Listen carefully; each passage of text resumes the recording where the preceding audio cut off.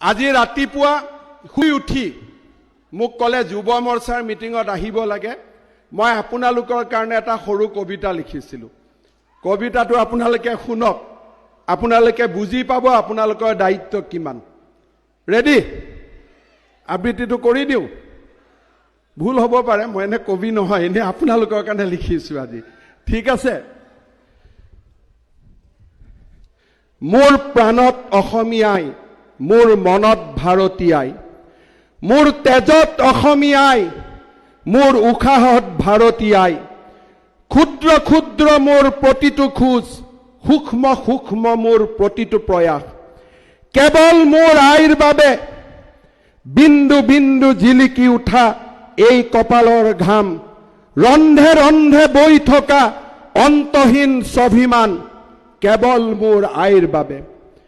মোৰ চিঞৰৰ নাম অসম, মোৰ অভিমানৰ নাম অসম, মোৰ বিপ্লৱৰ নাম ভাৰত, মোৰ সংস্কৃতিৰ নাম সনাতন।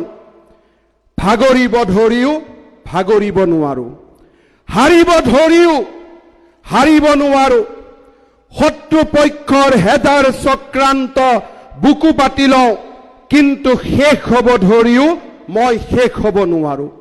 মোৰ জাতিৰ সেনানী মই, মোৰ জাতিৰ প্ৰহৰী মই, অক্লান্ত পৃথিৱীৰ দৰে মই দৌৰিবই লাগিব, ৰণুৱা ঘোঁৰাৰ দৰে মই চেকুৰিবই লাগিব। জন্মভূমিৰ সুৰক্ষাৰ বাবে এই ৰণ লাচিতৰ হৈ আমি যুঁজিবই লাগিব।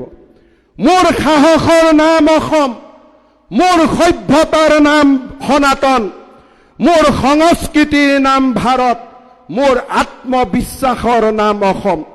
মোৰ মনত অসমীয়াই, মোৰ প্ৰাণত ভাৰতীয়াই, মোৰ তেজত অসমীয়াই, মোৰ উশাহত ভাৰতীয়াই। ধন্যবাদ। জয় হিন্দ, বন্দে মাতৰম।